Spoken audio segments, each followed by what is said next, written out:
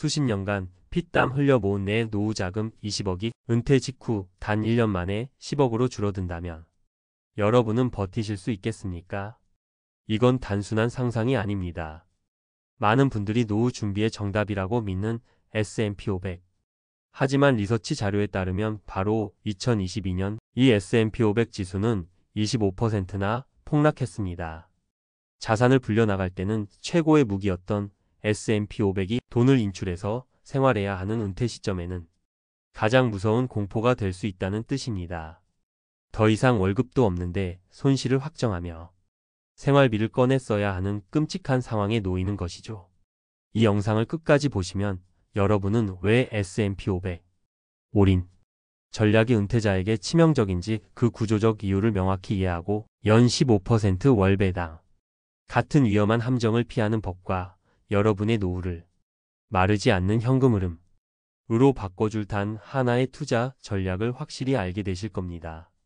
첫 번째 이야기는 우리 주변에서 흔히 볼 수 있는 김 부장님의 이야기입니다. 김 부장님은 VO, 즉 S&P 500 ETF에 20년간 꾸준히 적립식 투자를 해서 마침내 20억이라는 자산을 만들었습니다. 그리고 꿈에 그리던 은퇴를 했죠. 하지만 그의 평화는 오래가지 못했습니다. 은퇴 직후 시장이 25% 폭락하며 그의 자산은 순식간에 15억으로 줄어들었습니다. 통계청 자료를 보면 한국인은 평균적으로 만 61세부터 소득보다 소비가 많아지는 적자 인생 구간에 들어선다고 합니다. 즉 모아놓은 돈을 꺼내 써야만 하는 시기가 온다는 것이죠. KB금융 보고서에서 말하는 은퇴 후 최소 생활비 월 250만 원이 필요하다고 가정해 볼까요? 김 부장님은 1년에 3천만 원을 인출해야 합니다. 시장이 좋았을 때는 20억에서 3천만 원 별거 아니었죠.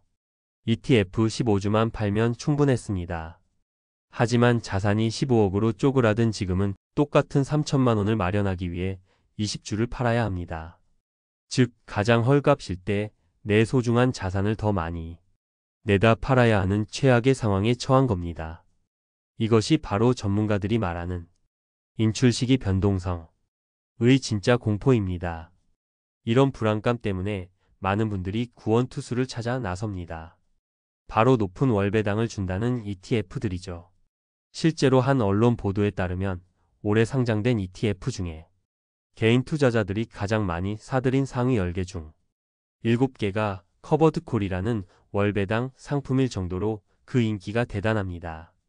하지만 미래에셋 자산운용의 최창규 본부장은 이런 상품의 치명적인 약점을 정확히 지적합니다. 바로 상승은 제한되고 하락 시에는 원금 손실을 그대로 감수해야 하는 구조라는 것이죠. 이게 무슨 말이냐면요. 주가가 오를 땐 그 상승분의 절반도 못 따라가면서 주가가 떨어질 땐 S&P 500과 똑같이 떨어진다는 겁니다. 연 15% 배당 이라는 달콤한 숫자에 현혹되었다간 원금과 소중한 상승 기회를 모두 잃는 최악의 함정에 빠질 수 있습니다.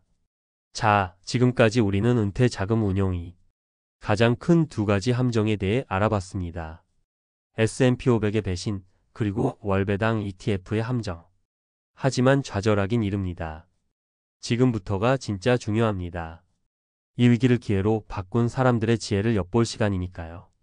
여기 또 다른 투자자 박 이사님이 있습니다. 박 이사님 역시 S&P 500으로 자산을 키워왔지만 50대 중반부터 포트폴리오에 중요한 변화를 주기 시작했습니다.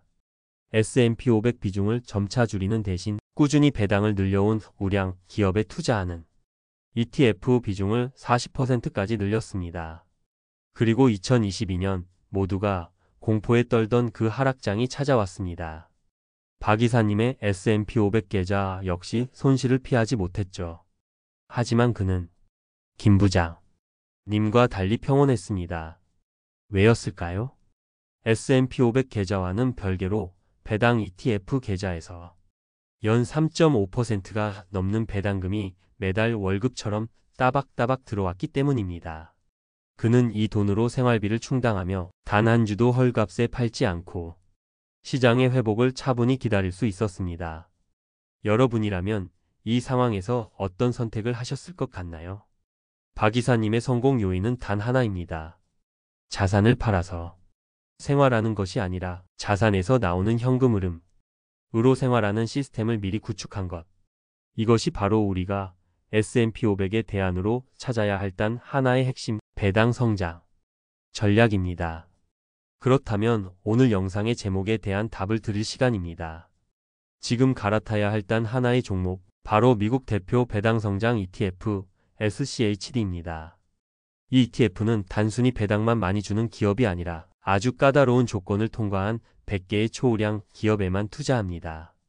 그 조건이란 10년 이상 꾸준히 배당금을 늘려왔고 부채 비율과 수익성이 재무적으로 완벽하게 검증된 기업들이죠.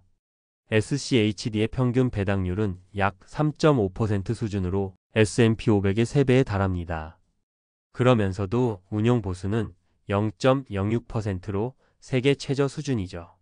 하락장에서 S&P 500보다 뛰어난 방어력을 보여주는 것은 물론 이 ETF에서 나오는 배당금 자체가 여러분의 노후에 마르지 않는 월급이 되어줄 것입니다. 하지만 이 강력한 무기를 그냥 사용하면 안 됩니다.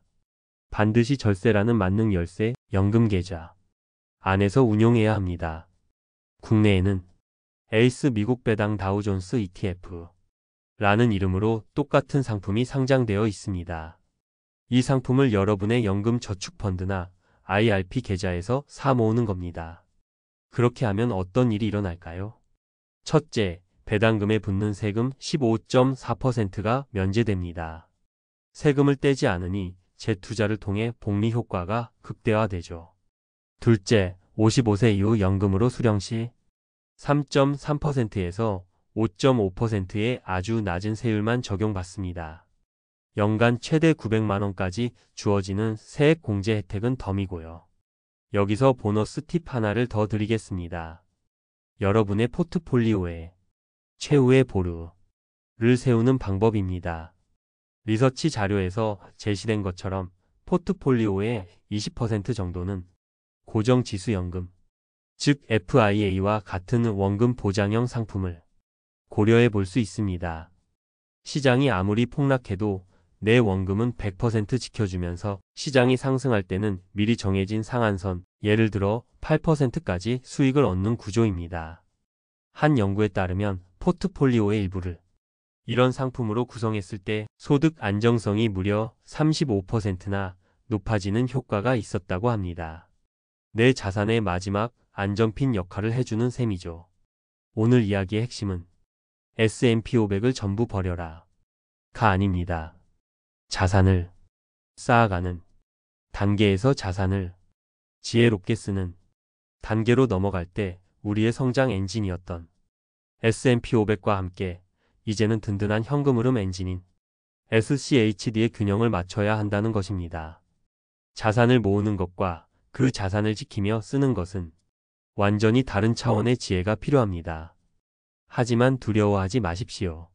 오늘 배운 이 전략이 여러분의 불안한 은퇴 준비에 가장 튼튼한 계단이 되어 줄 것입니다.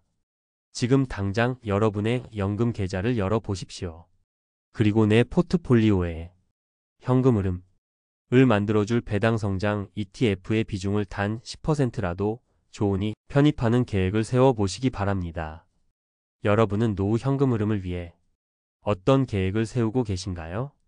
여러분의 소중한 의견을 댓글로 남겨주세요. 구독과 좋아요는 더 깊이 있는 콘텐츠를 만드는 데 정말 큰 힘이 됩니다. 당신의 돈이 잠자는 동안에도 일하기를 바라며 부자의 서재였습니다.